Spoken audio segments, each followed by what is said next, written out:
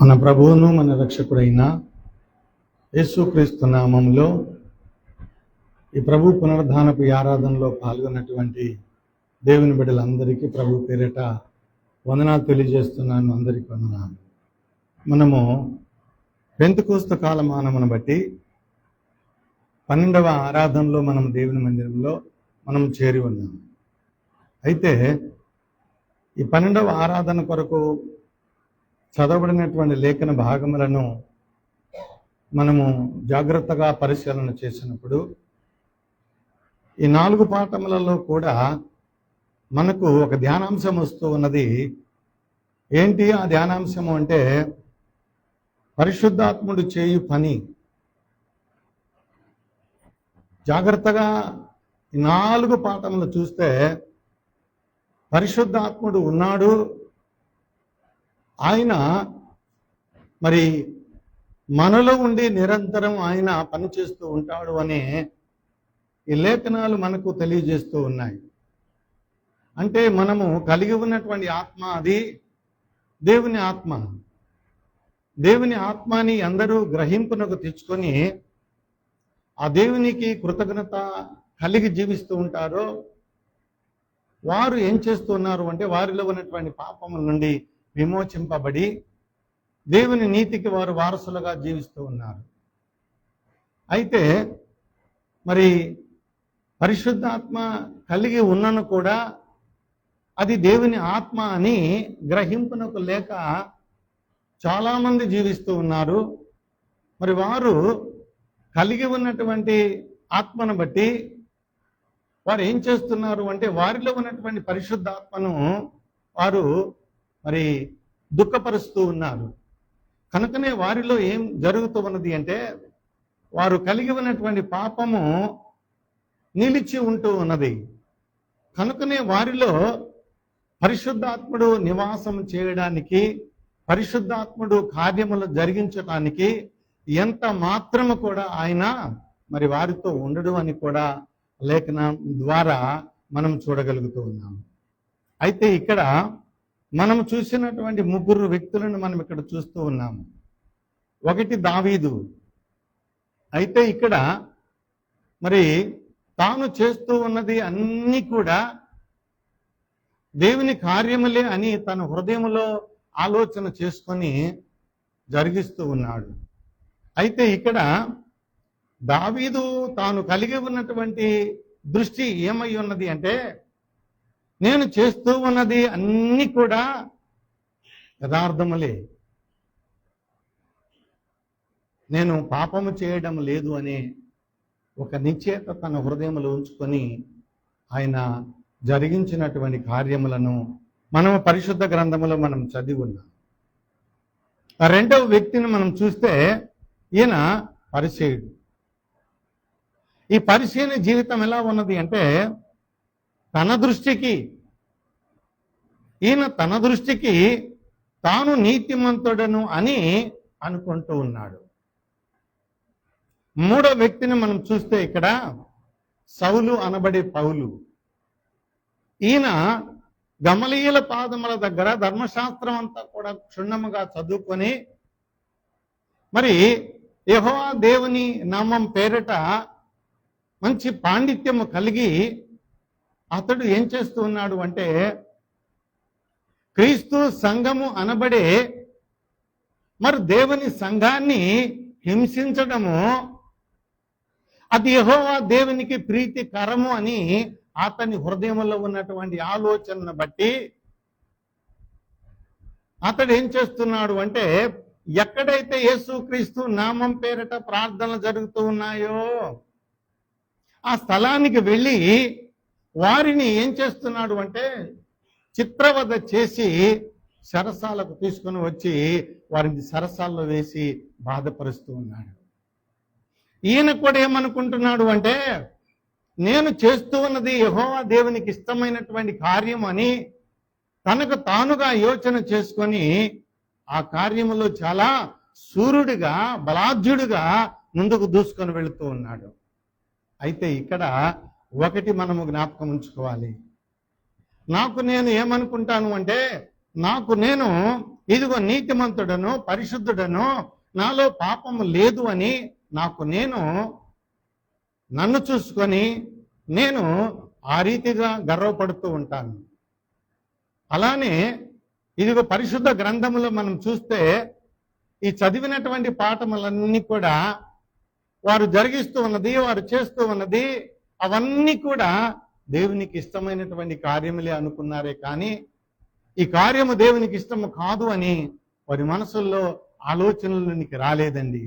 అందుకే ఇక్కడ జ్ఞాని అయినటువంటి సొలొమోను మరి దేవుని ఆత్మను కలిగినటువంటి ఆయన ఏం చేశాడు అంటే ఇదిగో మానవుడు జరిగిస్తున్నటువంటి కార్యములను గురించి ఆయన పలికినటువంటి మాటలను మనం చదువుదాము. చూడండి, మానవుడు తాను జరిగిస్తున్నటువంటి కార్యములను బట్టి తన గురించి తాను ఏమనుకుంటూ ఉన్నాడో ఇక్కడ మనము సామెతల గ్రంథము 16వ అధ్యాయము 2వ వచనము ద్వారా మనము మరి ఈ ధ్యాన భాగంలో మనం చదువుకుందాం. చూడండి, 16వ అధ్యాయం 2వ వచనము. ఒకని నడతలన్నీయు వాని దృష్టికి నిర్దోషములుగా కనబడును, యెహోవా ఆత్మను పరిశోధించును అంటున్నాడు. చూడండి, ఇక్కడ నరులందరినీ గురించి ఆయన మాట్లాడుతూ ఉన్నటువంటి మాట అండి ఇది. ఏ ఒక్క వ్యక్తిని గురించి ఆయన మాట్లాడడం లేదు.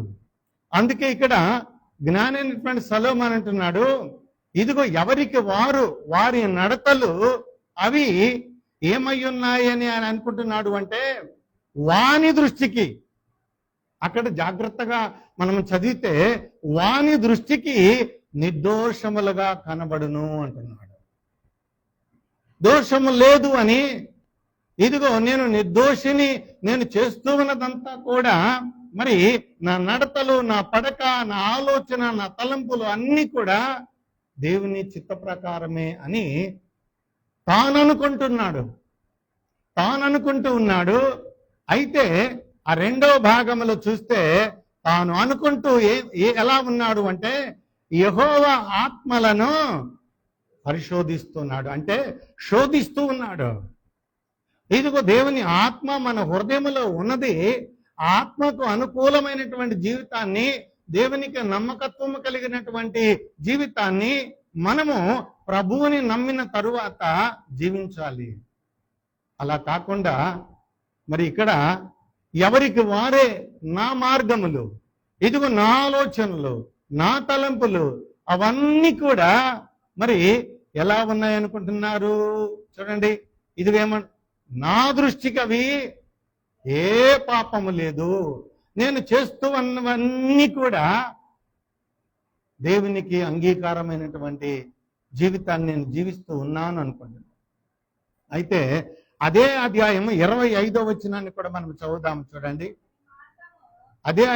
అదే సామెతల గ్రంథము 16వ అధ్యాయం 25వ వచనం చదువుదాం. చూడండి, ఒకని మార్గము వాని దృష్టికి యథార్థముగా కనబడును, అయినను తుదకు అది మరణమునకు చేరును. చాలండి.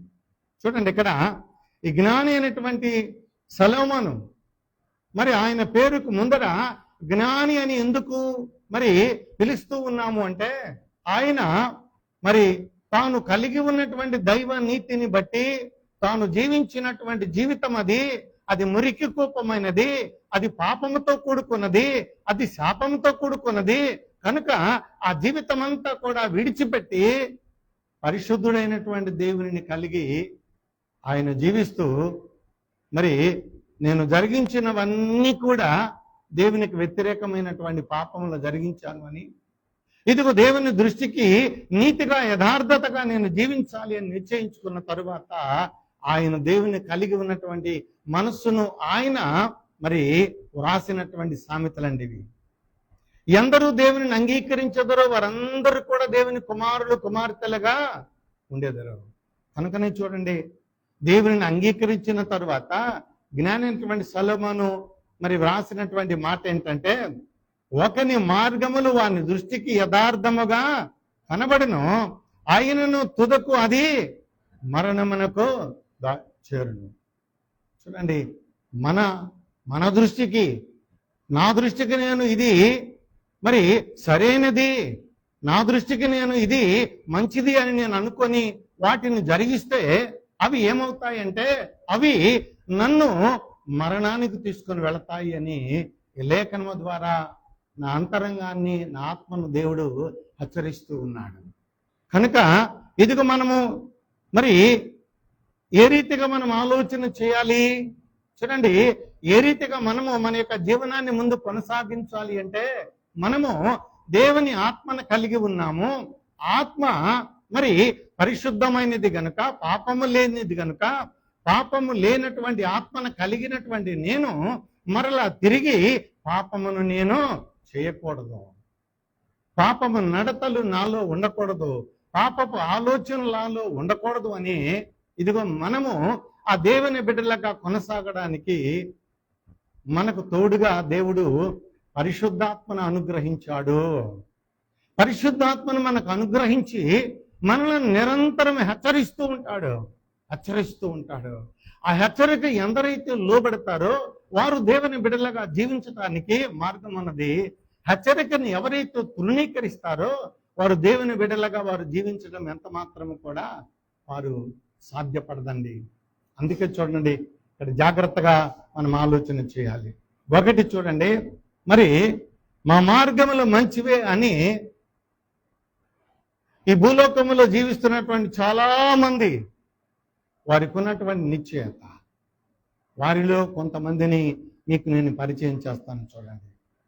చూడండి ప్రభుత్వాల మీద, రాజ్యాల మీద మరి వ్యతిరేకంగా తిరుగుబాటు చేస్తూ మరి అడవుల్లోనూ, కొండల్లోనూ, గుట్టల్లోనూ జీవిస్తూ ఉన్నటువంటి నక్సలైట్లు వారు అనుకుంటున్నారు మేము దేవుని ఆజ్ఞ ప్రకారముగానే మేము ఒక సైన్యాన్ని కలిగి ఇదిగో ఈ లోకములో ఉన్నటువంటి అక్రమాలను, అన్యాయాలను మేము తొలగించి మరి గొప్ప ధనవంతులను పడే వారి సొమ్మును దోచి పేదలకు పంచిపెడుతూ ఉన్నాము. మేము చేస్తూ ఉన్నది మంచి మంచి మంచి అని వారు ఆ రీతిగా కుటుంబాలను విడిచిపెట్టి వివాహములు లేక స్త్రీలు, పురుషులు అందరూ కూడా మరి ఆ నక్సలిజానికి వారిని వారు సమర్పించుకొని ఆ రీతిగా వారు ప్రభుత్వానికి వ్యతిరేకంగా దాగి ప్రభుత్వం మీద దాడులు చేస్తూ ఉన్నారు. వాళ్ళు అనుకుంటున్నారు ఇది మంచి పనే నేను చేస్తూ ఉన్నది అనుకుంటున్నారు. అలానే చూడండి, బందిపోటు దొంగలు మనకు దగ్గరలో ఉన్నటువంటి స్టువర్ట్పురం చూడండి. స్టువర్ట్పురం అంటేనే మరి చాలా మందికి భయం అండి. ఆ మార్గంలో పొద్దుగుకిన తర్వాత ఆ త్రోవను వెళ్ళడానికి ఒక్కరుగా ఎవరికి కూడా వీలు పడదు. ఎందుకొరకంటే వారు గజ దొంగలు, పేరు మోసినటువంటి గజ దొంగలుగా వారు జీవిస్తూ ఉన్నారండి. చూడండి, వారు కూడా ఏమనుకుంటున్నారు అంటే ఇదిగో మేము మాకున్నటువంటి బలమును బట్టి, తెలివిని బట్టి, సామర్థ్యమును బట్టి ఇదిగో ధనవంతుల సొమ్మును దోచుకొని మేము తిని మాకున్నటువంటి మరి మా చుట్టూ ఉన్నటువంటి పేదవారికి కూడా ఆ ధనమును పంచిపెడుతూ ఉన్నాము అనుకుంటున్నారు. వారిలో టైగర్ నాగేశ్వరరావు అనే ఆయన పేరు మోసినటువంటి వ్యక్తి అండి. ఆయన చూడండి, ఎంతో మంది పేద కుటుంబాలను పోషించాడు, ఎంతో మంది పేదవారి పెండిళ్లను, వివాహములను జరిగించాడు. ఆయన ఎంతో మంది పేదలకు వైద్యాన్ని అందించాడు. చూడండి, ఆయన అనుకున్నాడు నేను చేస్తూ ఉన్నది మంచి పని అనుకున్నాడు, నేను చేస్తున్నది యథార్థత అనుకున్నాడు. అలానే చూడండి, చాలా మంది ఎక్కడైనా మనకెవరైనా ఎదురైనప్పుడు మరి సావుకులుగా ఎవరినైనా ప్రశ్నించినప్పుడు వారి జీవితమ్మా ఎందుకు నీవు ఈ పాప ఊబిలో ఎందుకు నువ్వు బ్రతుకుతూ ఉన్నావు అని ఒక వ్యభిచారం చేస్తున్నటువంటి స్త్రీని ప్రశ్నించినప్పుడు ఆమె మాట్లాడే మాట ఏంటంటే, అయ్యా నాకు ఈ భౌతికమైనటువంటి లోకంలో మరొక ఆధారం లేదు, నాకు మరి ఈ పనే నాకు ఏమై ఉన్నది అంటే న్యాయమై ఉన్నది అని ఈ పని ద్వారా నా కుటుంబాన్ని ఇదిగో నన్ను పోషించుకుంటున్నానయ్యా అంటది. చూడండి, మరొకరు చూస్తే మోసగాళ్ళు. ఈ మోసగాళ్ళు ఎలా ఉంటారు అంటే ఇదిగో ఇతరులను అనేకులను మోసం చేస్తూ గారడీ విద్యలను చేస్తూ మరి వారు ఏం చేస్తున్నారు అంటే అనేక మందిని మోసం చేస్తున్నారు, మోసకరమైనటువంటి మార్గములలో వారిని మరి నడిపిస్తూ ఉన్నారు అని కూడా మనం గుర్తించుకోవాలి. ఇంకా చాలా మంది ఉన్నారు ఇలా చెప్పుకుంటూ పోతే. వాళ్ళందరూ కూడా వాళ్ళు అనుకుంటూ ఉన్నారు, ఇది నేను చేస్తున్నది మంచి పనే, నేను చేస్తున్నది మంచి పని అని వారి అంతరంగములో నుండి వారి కలిగినటువంటి బోధవాక్యం అది. కానీ ఇక్కడ దేవుడు ఏమని మనతో మాట్లాడుతూ ఉన్నాడు అంటే, ఇది ఒకని మరి మార్గములు వాని దృష్టికి యథార్థముగా కనబడును గాని తుదకు అది మరణమునకు మరి చేరును, మరణమునకు దారితీయును. కనుక ఇక్కడ మన ఆలోచనలు కాదు, మనకున్న జ్ఞానము కాదు, మనకున్నటువంటి బలము కాదు, కానీ ఇదిగో మనలను మనము ఆ ప్రభు మరి సన్నిధిలో మనం ఏం చేయాలి అంటే ఆ ప్రభువునకు సమర్పించుకోవాలి. అందుకే సామెతల గ్రంథము 17వ అధ్యాయము 3వ వచనాన్ని మనం చదువుదాం. చూడండి, సామెతల గ్రంథము 17వ అధ్యాయము 3వ వచనాన్ని చదువుదాం. చూడండి, వెండికి మూస తగినది, బంగారమునకు కొలిమి తగినది, హృదయ పరిశోధకుడు యెహోవాయే. చూడండి, ఏదైనా ఒక వస్తువు తయారు చేయాలి అంటే ఆ వస్తువు తయారు చేయడానికి కావలసిన పదార్థానికి ఏం కావాలి? మూస కావాలి. మూస ఉంటేనే ఆ ఆభరణము తయారవుతుంది, ఆ వస్తువు తయారవుతుంది. అందుకే ఇక్కడ జ్ఞానైనటువంటి సొలొమోను సులభంగా దేవుని అర్థం చేసుకోవడానికి, దేవుని మనస్సును ఎరిగి మనము దేవుని బిడ్డలకు కొనసాగడానికి ఆయన చెప్పినటువంటి ఈ మాటను మనం చూస్తే, వెండికి మూస తగినదే. మూస లేకుండా వెండి పదార్థాన్ని మరి ఆభరణముగా వస్తువుగా మనము వాటిని తయారు చేయలేము. కానీ మరలంటాడు, ఇదిగో బంగారమునకు కొలిమి తగినదే. ఇదిగో ఆ బంగారంలో ఉన్నటువంటి మలినము, ఆ బంగారంలో ఉన్నటువంటి మడ్డు, ఆ బంగారంలో ఉన్నటువంటి మట్టి అంతా కూడా పోవాలి అంటే ఆ బంగారం ముద్దను తీసుకుని వెళ్ళి కొలిమిలు వేయాలి. కొలిమిలు వేస్తే అప్పుడు ఆ మురికి అంతా కూడా కొట్టుకొని బయటికి వెళ్ళిపోతుంది. శ్రేష్టమైనటువంటి బంగారం ఏమైపోతుంది అంటే మరి ఆ కంసాలి ఉంచినటువంటి ఆ కొలిమిలో, ఆ ఉంచబడినటువంటి పాత్రలో ఉంటుంది. అది శ్రేష్టమైనది. అలానే ఇక్కడ దేవుడు ఏమని మాట్లాడుతూ ఉన్నాడు అంటే, మన హృదయము అంటే ఈ హృదయ పరిశోధకుడు ఎవరు? దేవుడు. ఇదిగో నా హృదయ పరిశోధకుడు, నీ హృదయ పరిశోధకుడు మరి దేవుడై ఉన్నాడు. ఇదిగో మన హృదయములో ఆలోచన పుట్టక ముందే మన హృదయాన్ని ఎరిగినటువంటి దేవుడు అని కూడా మనం గుర్తించుకోవాలి. మనం ఇక్కడ కూర్చున్న వారిని ఒక్కొక్కరం ఒక్కొక్క ఆలోచన కలిగి ఉండొచ్చు, ఒక్కొక్కరం ఒక్కొక్క తలంపు కలిగి ఉండొచ్చు, ఒక్కొక్కరం ఒకరిని మనం ఇక్కడ ఉండొచ్చు, మరలా తిరిగి మరి ఎక్కడో ఆలోచన చేస్తూ ఉండొచ్చు. అందుకే ఇక్కడ మన హృదయాన్ని ఖచ్చితంగా పరిశోధన చేస్తున్నది, పరిశీలన చేస్తున్నది ఎవరు అంటే దేవుడు. అప్పుడే ఇదిగో మనము పరిశుద్ధులుగా, నీతిమంతులుగా ఉండడానికి మనం ప్రభు చేతులు ఉంచుకొని, దేవా నీ చిత్త ప్రకారముగా, నీ ఇష్ట ప్రకారముగా, నీ బిడ్డగా ఇదిగో నీ మార్గములో నన్ను నడిపించడానికి అయ్యా నీ పరిశుద్ధాత్మను నాకు అనుగ్రహించు దేవా అని చెప్పి ఎవరు పరిశుద్ధాత్మ కొరకు ప్రార్థన చేస్తారో వారికి ఆత్మవరమును దేవుడు అనుగ్రహిస్తాడు. వారిలో తిరుగుబాటు ఉండదు, మరి ప్రభుత్వాల మీద తిరుగుబాటు ఉండదు, దొంగతనాలకు వెళ్ళరు, వ్యభిచారం చేయరు, ఇంకా మరి వారు ఏ విధమైనటువంటి దేవునికి వ్యతిరేకమైనటువంటి కార్యములు వారు చేయరండి. కనుకనే చూడండి, ఆ పరిశుద్ధాత్మ దేవుడు ఏమిస్తాడు అంటే మనకు నిలకడగలిగినటువంటి మనసును, ఆలోచన చేయగలిగినటువంటి హృదయాన్ని మరి ఆయన దేవుడు మనకు అనుగ్రహిస్తాడు. అయితే ఇక్కడ మనం చదివినటువంటి పాత నిబంధన పాఠము ఉన్నది. ఏమండి, దావీదును మనం అక్కడ చూడగలుగుతూ ఉన్నాము. దావీదు మరి ఎవరు అంటే యెషయా కుమారులలో గొర్రెల మందలను మేపుతూ ఉన్నటువంటి మరి దావీదును మనము ఒక్కసారి జ్ఞాపకం చేసుకోవాలి. అయితే దావీదును రాజుగా తీసుకొని రావడానికి మరి దావీదుకు మరి దేవుని యొక్క మరి ప్రజల మీద మరి రాజ్య పరిపాలన కొనసాగించడానికి దేవుడు దావీదుకు ఒక సింహాసనం ఇచ్చాడు. మరి అంతకు ముందర ఆ సింహాసనమును ఎవరు మరి కూర్చుండి పరిపాలన చేశారు? సౌలు. అయితే సౌలు ఆరోగ్యముగానే ఉన్నాడు, సౌలు పరాక్రమముగానే ఉన్నాడు, సౌలు జ్ఞానవంతుడుగానే ఉన్నాడు.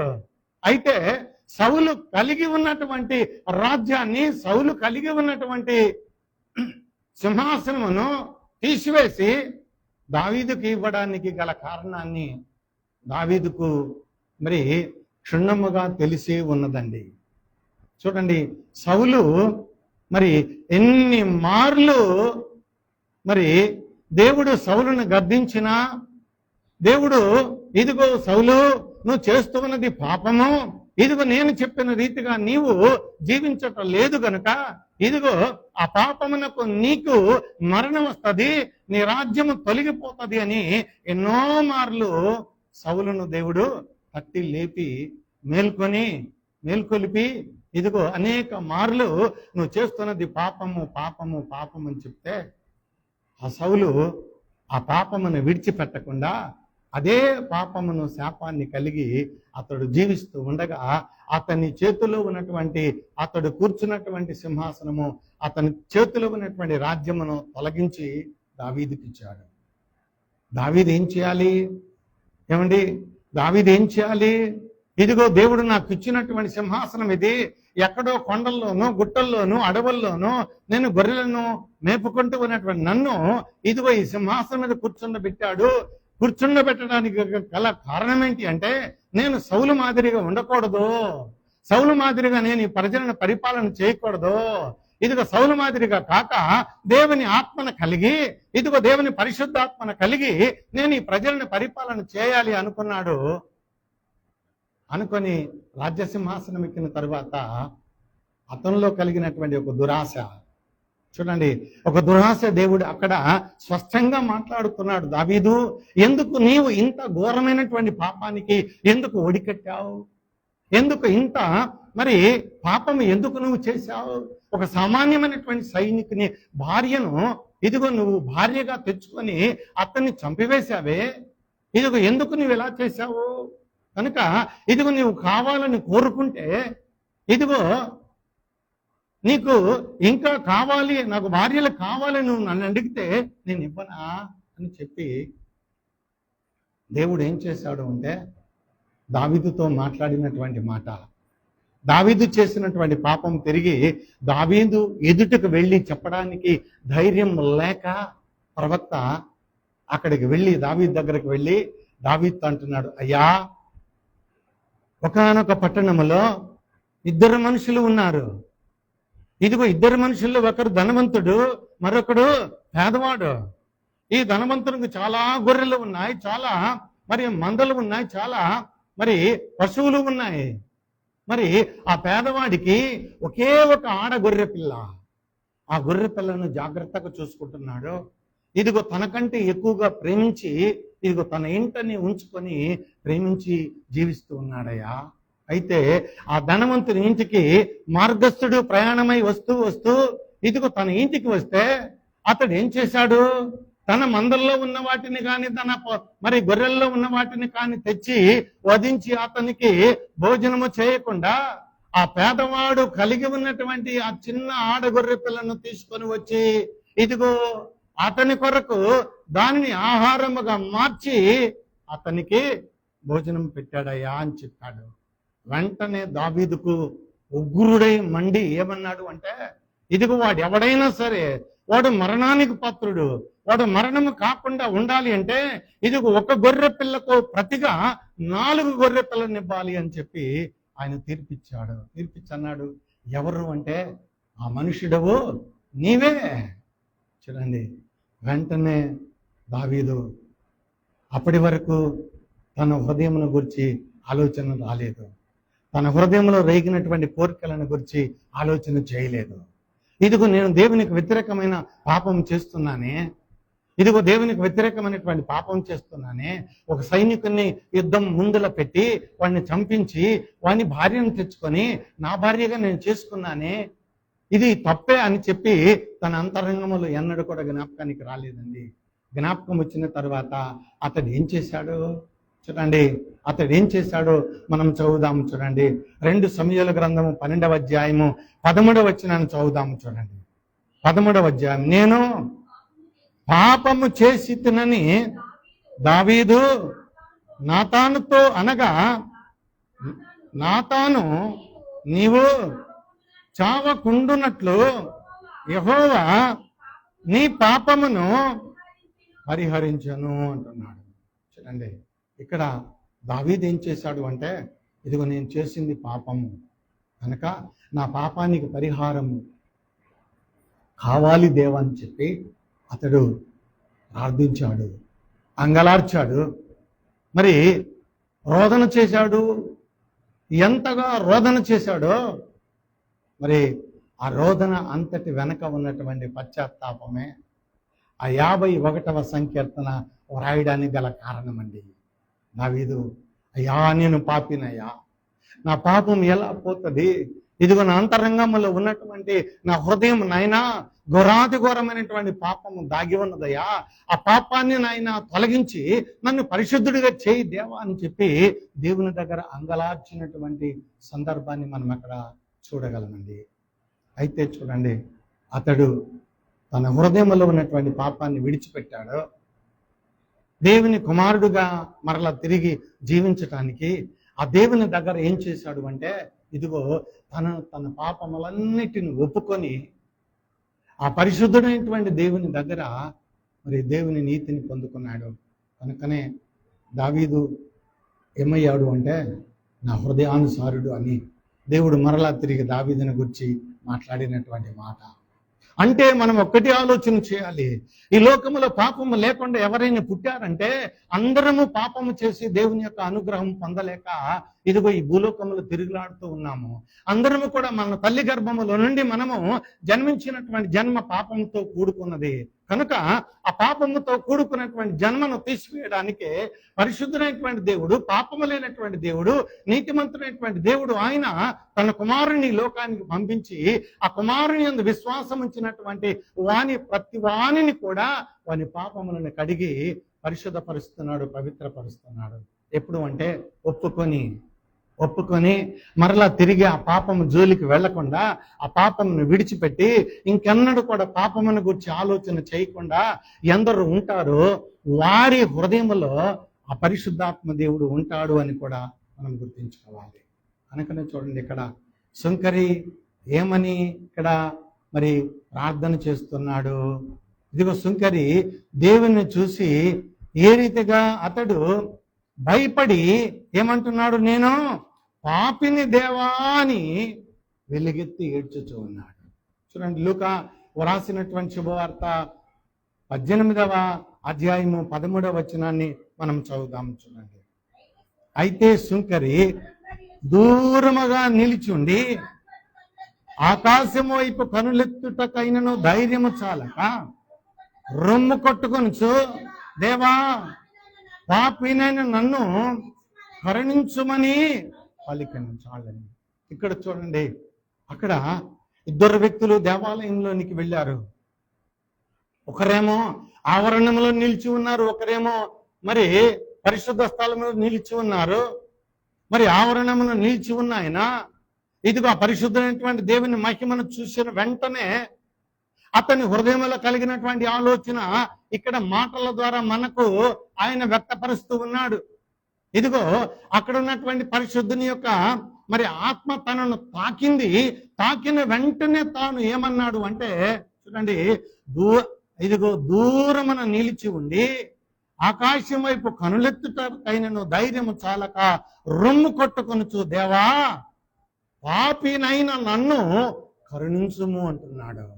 కనుకనే అయ్యా నేను పాపినయ్యా, నీ సన్నిధికి రాగా ఇదిగో నా పాపములు నాకు జ్ఞాపకం వచ్చాయ్యా, ఆ పాపములు ఇంకా నన్ను ఎన్నడూ కూడా ఏలుబడి చేయకుండా ఉండడానికి నన్ను కరుణించాయా, నా పాపములు తొలగించాయా, అయ్యా నన్ను పరిశుద్ధునిగా చేయి దేవా అని చెప్పి దేవుని దగ్గర తనలో ఉన్నటువంటి పాపాన్ని విడిచిపెట్టడానికి తనకు క్షమాపణ కోరుకుంటున్నాడు, రక్షణ కోరుకుంటున్నాడు.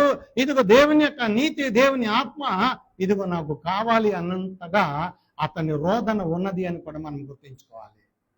అయితే చూడండి, మరి మరొక ఆయన ఆవరణము దాటాడు, మరి పరిశుద్ధ స్థలంలో నిలిచి ఏమని అక్కడ ప్రార్థన చేస్తున్నాడు చూడండి, మనం చదువుదాం, 11, 12 వచనాలు చదువుదాం. చూడండి, పరిసయ్యుడు నిలువబడి, దేవా, నేను చోరులను, అన్యాయస్తులను, వ్యభిచారులైన ఇతర మనుషుల వలె నైనను, ఈ సుంకరి వలెనైనను ఉండనందుకు నీ కృతజ్ఞతాస్తుతులు చెల్లిస్తున్నాను. వారమునకు 2 మార్లు ఉపవాసము చేయొచ్చు, నా సంపాదన అంతటిలో 10వ వంతు చెల్లిస్తున్నానని తనలో తాను ప్రార్థించుచుండెను. చూడండి, ఇతడు పరిసయ్యుడు. చాలా నేను అందరికంటే యోగ్యుడిని అనుకుంటూ ఉన్నాడు. అందరికంటే నేను మరి దేవునికి ప్రియమైనటువంటి బిడ్డను అని అతడు కలిగి ఉన్నటువంటి వేషధారంలో కానీ, అతడు కలిగి ఉన్నటువంటి ఆలోచన కానీ, అవన్నీ కూడా ఇతరులను పోల్చుకుంటూ ఉంటాడు.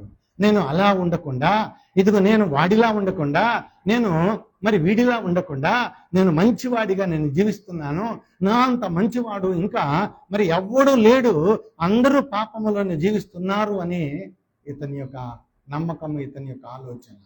అయితే చూడండి, వీళ్ళిద్దరిలో ఎవరు దేవునికి ప్రియమైనటువంటి బిడ్డలుగా వారు ఉన్నారు అంటే, ఎవరైతే నేను పాపిని దేవా, నా పాపము క్షమించు దేవా, అయ్యా నన్ను పరిశుద్ధినిగా చేయి దేవా, అయ్యా నీ వైపు చూడడానికి, నీ మందిరంలో నీకు రావడానికి కూడా నేను అర్హత లేకుండా, అయ్యా నేను ఘోర పాపినయ్యా రొమ్ములు బాదుకుంటూ ఉన్నటువంటి వ్యక్తి, అతని పాపములు క్షమించబడ్డాయి. అతడు దేవుని కుమారుడిగా స్వీకరించబడ్డాడు. నేను దేవుని కుమారుడిని అనుకుంటూ మరి ఇతరులను పోల్చుకొని పాపం చేస్తూ హృదయం నిండా ద్వేషము, పాపము, మరి కలహము, మత్సరములన్నీ పెట్టుకున్నటువంటి ఈ వ్యక్తి ఏమైపోయాడు అంటే, ఇతడు మరి పాపిగా తీర్చబడ్డాడు దేవుని సముఖమందు అని కూడా మనం గుర్తించుకోవాలి. అయితే ఇక్కడ మనము మరి సువార్త మరి పత్రిక పాఠాన్ని మనం చూస్తే, అక్కడ మరి సౌలు తాను దమస్కు మార్గమున ప్రభువును చూసినటువంటి సందర్భం అది. ఆ దమస్కు మార్గమున ప్రభువుని చూడక ముందులో ఉన్నటువంటి జీవితం ఏంటి అంటే, ఆయన యెహోవా దేవుని నమ్మాడు. యెహోవా దేవునికి వ్యతిరేకముగా ఎవరైనా ఎక్కడైనా యేసు నామం పేరిట మరి ఎక్కడైనా వినబడితే వారిని హతమార్చటమే వారి పని. ఎందుకొరకంటే యేసుక్రీస్తు ప్రభువారు యెహోవా దేవుని కుమారుడు కాదు అని ఆనాటి యూదులలో ఉన్నటువంటి ఆలోచన. యేసుక్రీస్తు ప్రభువారు పాపి, దేవుని పేరు చెప్పుకొని అతడు పాపిగా మరి ఈ భూలోకములో అతడు శిక్షించబడాలి. అతడు కలిగి ఉన్నటువంటి జీవితానికి సిలువ శిక్ష వేసి అతన్ని చంపివేయండి అని చెప్పి మరి చిన్నల దగ్గర నుండి పెద్దల వరకు అందరూ కూడా కేకలు పెట్టి ఆయన మరణానికి మేము కారణమన్నట్లుగా వారిని వారు పొగుడుకున్నారు. కానీ ఆయన మరణానికి కారణం ఎవరు అంటే దేవుడే మరి ప్రభువైన యేసుక్రీస్తుని ఆ శ్రమలకు అప్పగించాడు. దేవుడే ప్రభువైన యేసుక్రీస్తుని ఆ మరణానికి అప్పగించాడు. దేవుడే ప్రభువైన యేసుక్రీస్తుని ఇదిగో మరి ఘోరాతి ఘోరముగా సిలువలో మరణించి అతన్ని సమాధికి అప్పగించాడు. అయితే సమాధిలో ఇన్ని కార్యములు చేసినటువంటి దేవుడు ఆయన దేహాన్ని సమాధిలోని ఉంచలేదండి. ఆయన దేహాన్ని సమాధిలో ఉంచలేదు. ఇదిగో ఆయన దేహము సమాధిలో ఉంచకుండా 3వ దినమున తిరిగి ఆయన దేహమును మహిమ దేహముగా లేపినటువంటి దేవుడండి. కనుకనే ఆ మహిమ రూపాన్ని చూసినటువంటి అనేకులు ఆయన ప్రభు పునరుద్ధాన జీవాన్ని గురించి ప్రచురం చేస్తున్నారు, బోధలు చేస్తున్నారు. అనేకులు క్రీస్తు సాక్షులుగా జీవిస్తూ ఉన్నారు. అనేకులు క్రీస్తుకు వారిని వారు అప్పగించుకొని సమర్పణ కలిగి జీవిస్తూ ఉన్నారు. అయితే చూడండి, ఇక్కడ ఒకటి మనం గుర్తించుకోవాలి. మరి ఈ క్రీస్తుకు వ్యతిరేకంగా ధర్మశాస్త్ర పాండిత్యాన్ని చదివి ఉన్నటువంటి పాండిత్యము కలిగినటువంటి సౌలు ఒక కంకణాన్ని కట్టుకున్నాడు. రాజు దగ్గర ఆజ్ఞ తీసుకున్నాడు. అయ్యా, ఎక్కడైనా క్రీస్తు నామం వినబడితే వాళ్ళందరినీ కూడా హతమార్చడానికి నాకు తాకీదు ఇవ్వండి అని చెప్పి ఆయన ఒక అధికారం తీసుకొని మరి అతడు ప్రయాణం చేస్తూ ఉన్నాడు. అయితే చూడండి, అక్కడ జరిగినటువంటి సంఘటన ఏంటి అంటే, అతడు ఆ దమస్కు మార్గమున వెళుతూ ఉండగా అతడు ఏం చేయబడ్డాడు అంటే, అతడు అక్కడ నేను పాపిని అని అతడు అక్కడ గుర్తు చేసుకున్నాడు. నేను పాపిని అని అతడు అక్కడ గుర్తు చేసుకున్నాడు.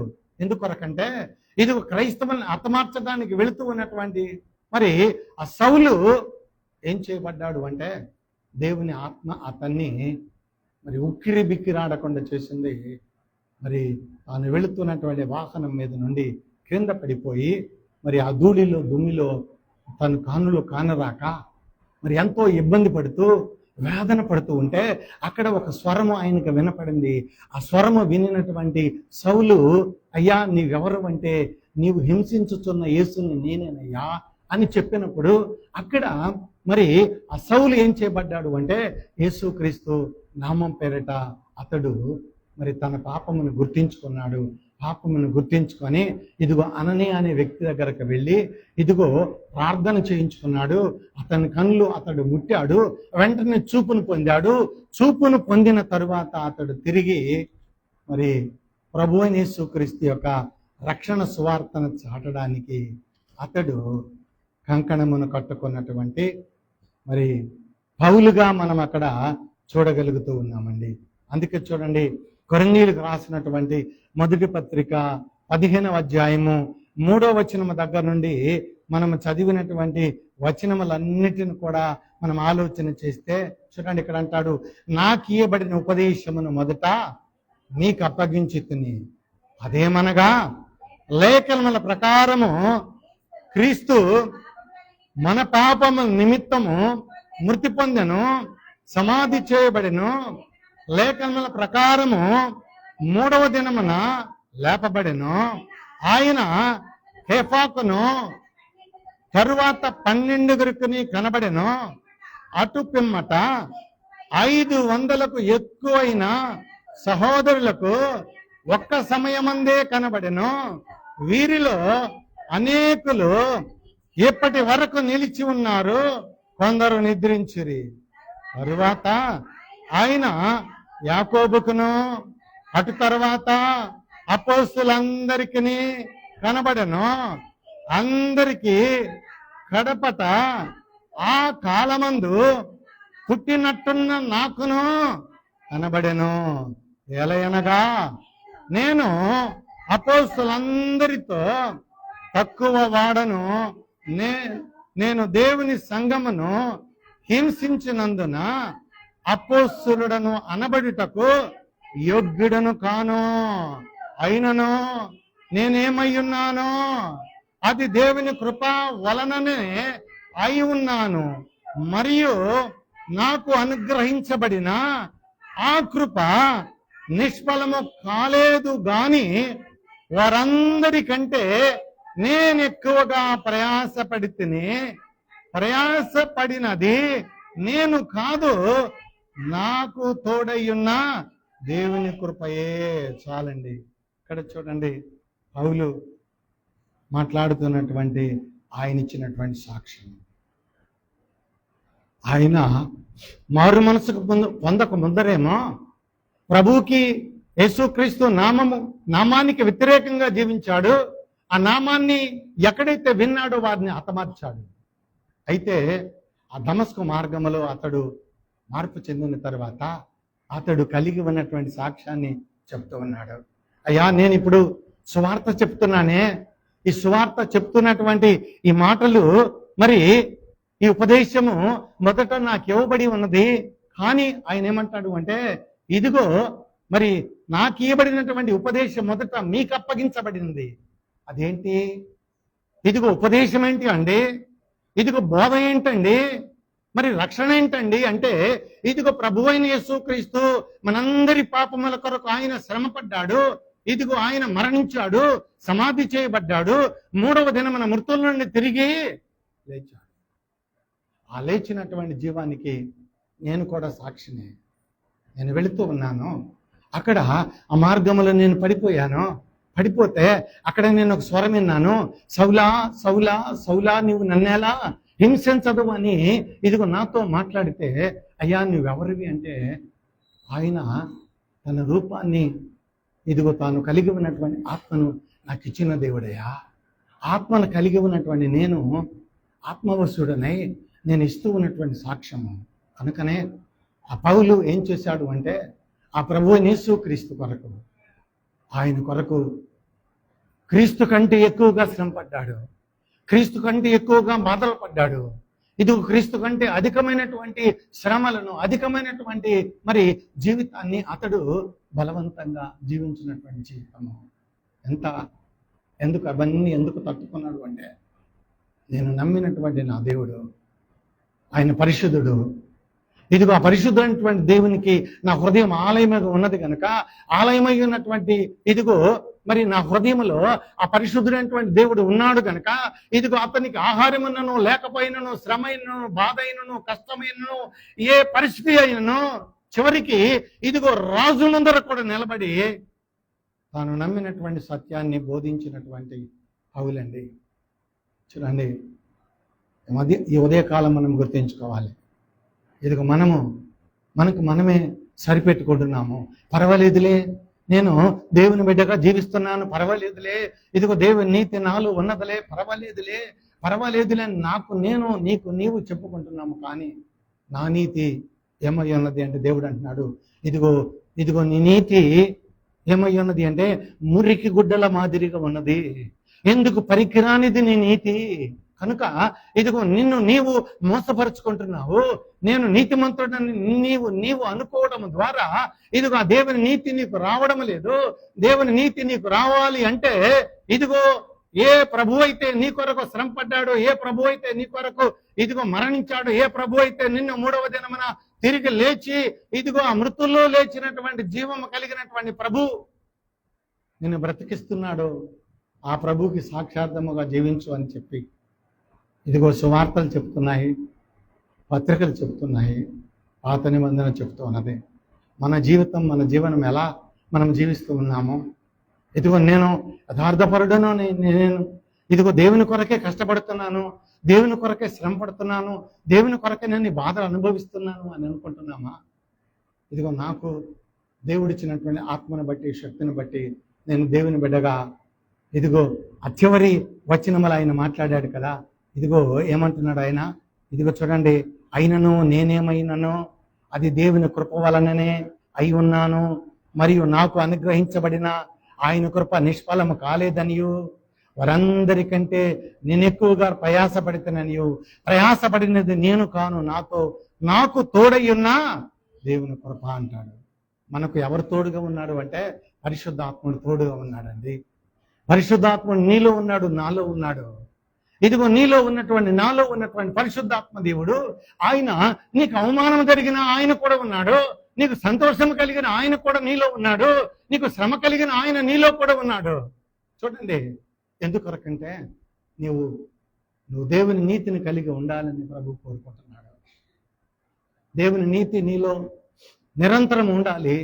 మరలా దేవుని నీతిని నువ్వు కోల్పోయి పాపిగా నువ్వు జీవించకూడదు అని ఆ పరిశుద్ధాత్మ దేవుడు ఏం చేస్తున్నాడు అంటే, ఇది ఆయనకు ఆలయముగా మన హృదయాలను మార్చుకొని ఆయన నివాసం ఉంటూ ఉన్నటువంటి ఆయన ఆలయము ఈ ఉదయకాలంలో మనం ఏం చేస్తున్నామో మనము ఆత్మ పరిశీలన చేసుకొని ముందు కొనసాగడానికే పరిశుద్ధాత్మ దేవుడు మనకు ఈ ఆరాధనలు అనుగ్రహిస్తున్నాడు, నియమపు కూడికలను ఆయన ఇస్తూ ఉన్నాడు. కనుక ఈ సమయమందు మనకు ప్రభు యొక్క కృపను బట్టి మనము జీవించాలి. ప్రభువు నీతిని బట్టి మనము జీవిస్తున్నాము. ప్రభు అనుగ్రహించినటువంటి ఆత్మను కలిగి మనం బ్రతుకుతున్నామే, కానీ మనకున్న శక్తి, మనకున్నటువంటి మంచితనం ఇవేవి కూడా మనలను బ్రతికించటం లేదు అని కూడా గుర్తించుకొని దేవుని బిడ్డలుగా ముందు కొనసాగుదాం. సమస్త జ్ఞానానికి మించిన దేవుని సమాధానం ప్రభు యేసు క్రీస్తు వలన మీ హృదయములకును తలంపులకును కావలి ఉండును గాక. ఆమేన్. ప్రభు సంస్కారపు ఆరాధన ఉన్నది కనుక ఈ ప్రభు సంస్కారపు ఆరాధన కొరకు మనం సిద్ధపాటు కలిగి మరి ఈ సామాన్యమైనటువంటి ఆరాధన